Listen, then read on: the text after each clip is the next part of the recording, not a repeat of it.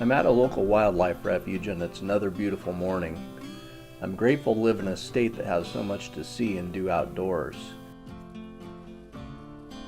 It's been a dry summer here in Oregon, and so far this September, we've not seen much rain yet. As a result, the water levels are still low in many of the lakes, rivers, streams, and ponds. I found a location that puts the sun at my back and a water source in front of me. I'm trying to keep a low profile by laying on the ground.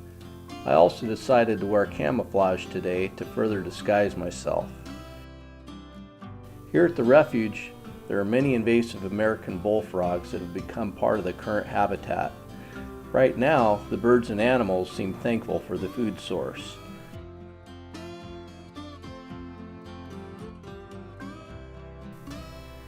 The shallow body of water in front of me is shimmering with life. At the surface, I can see tiny creatures. They look like small fish, but looking through my camera lens, I believe they are tadpoles.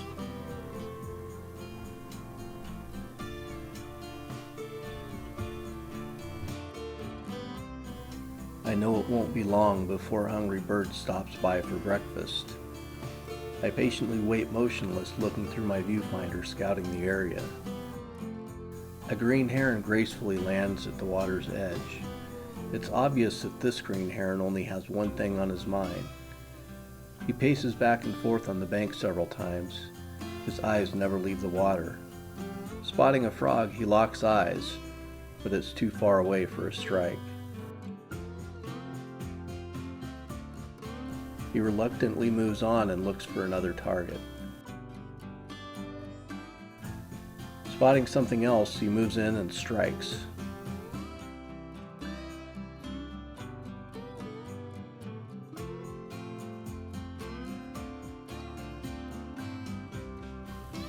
He strikes again. It appears to be a small fish or a very small pollywog. It's hard to tell. If you know for sure, let me know in the comments. Today I'm using the Canon R5 for most of the video and all of the pictures. It's attached to my Canon 500mm f4 IS2 lens. I also have a DJI Pocket 2 gimbal camera for some of the B-roll.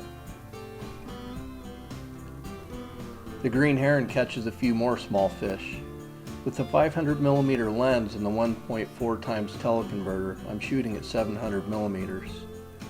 I slightly stopped down to f6.3 to get enough depth of field for most of the bird to be in focus. I use a high shutter speed to freeze the action. It's also been my experience that stopping down slightly with a teleconverter will increase sharpness. If you don't have enough light to stop down and still have a reasonably low ISO, then you should probably take the teleconverter off to let more light in.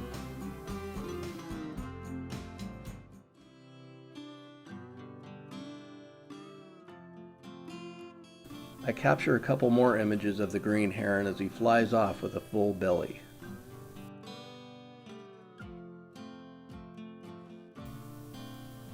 A small group of what looks like greater yellowlegs fly into the area. Hey, I'm the first to admit that I'm not an expert at identifying birds, so if you think there's something else, please let me know in the comments. I know these birds will sometimes stick their bills into the water while moving forward when they're looking for food. It's kind of cool to watch. They will even eat small frogs.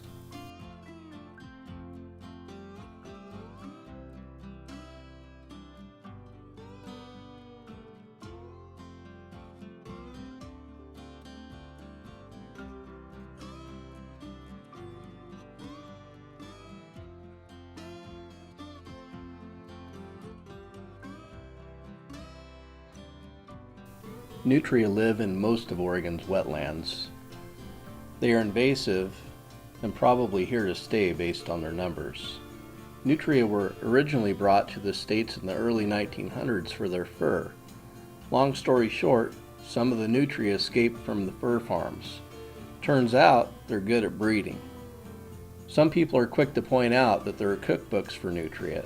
Personally, I've never tried it and I probably won't. But apparently people eat them. I've seen firsthand that bald eagles and coyotes will eat nutria.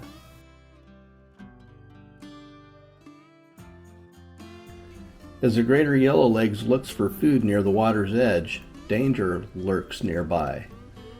The bird has nothing to fear from a gardener snake, but the frogs do. It's warming up and the snakes are starting to slither around, looking for food. The snake approaches a large frog and the frog leaps for safety.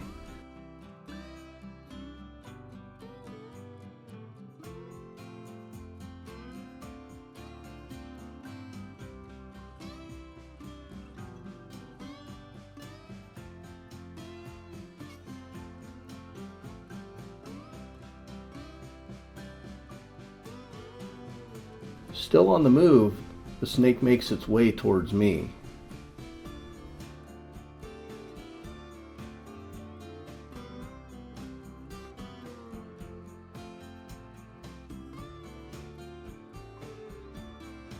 He quietly slides into the water.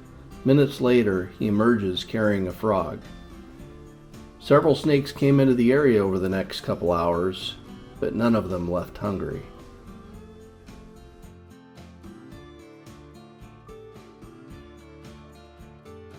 The green heron came back for lunch. He wasted no time plucking a frog from the water.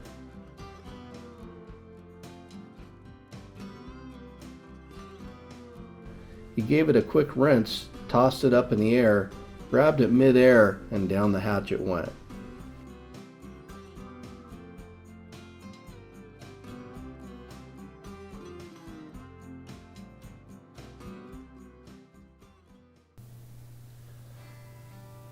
Seeing a break in activity, I decided to move locations to the other side of the water.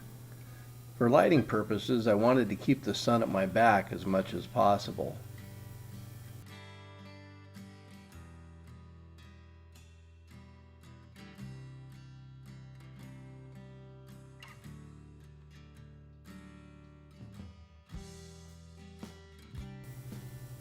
I see the nutria swimming. He decides to climb out of the water and wash himself. With the number of nutria that are around, there are probably a lot of cases of mistaken identity. I'm sure many folks have seen a nutria and they think it's a beaver, or they see a baby nutria and think it's a river otter.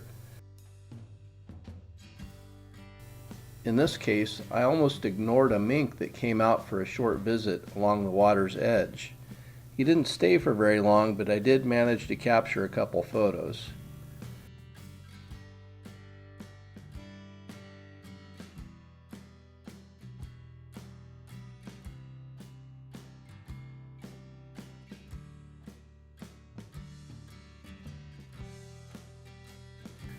A long ways away, this great blue heron decided to poop, do some yoga, and then squawk.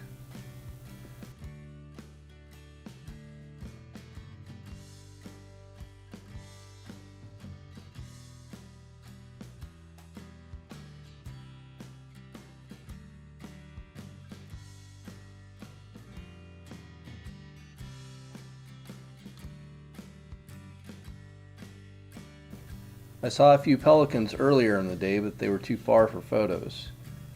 Finally, one decided to fly a little bit closer and land. He swam around and caught a few fish while I captured a few more photos.